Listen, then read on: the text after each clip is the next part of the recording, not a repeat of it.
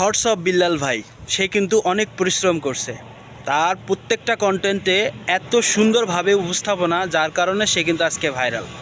আর তাকে নিয়ে সমালোচনা করার আগে আপনার বুঝতে হবে সে কি পরিশ্রম করে এখানে আসছে। আপনিও যদি তার মতো হতে চান, হিংসা নয়, তার মতো করতে চান, তাহলে আপনাকেও প্রচুর খাটতে হবে, সময় দিতে হবে। ঠিক আছে? তাই কাউকে নিয়ে বাজে মন্তব্য করবেন না। যে কাজ করছে সে সফলতা পাইছে, হিংসা নয়।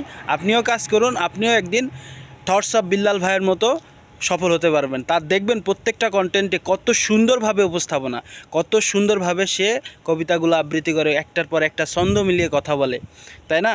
তো এই ধরনের ছন্দ মিলিয়ে কথা বলতে গেলে তার কিন্তু একটা যোগ্যতা, কোয়ালিফিকেশন লাগে।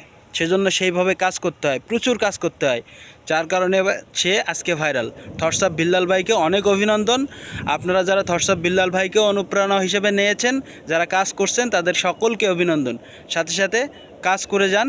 আমার ভিডিওটি ভালো লাগলে লাইক দিবেন, সাথে থাকবেন ভাই, ভাইও আপনাদের সাথে থাকবে ইনশাআল্লাহ।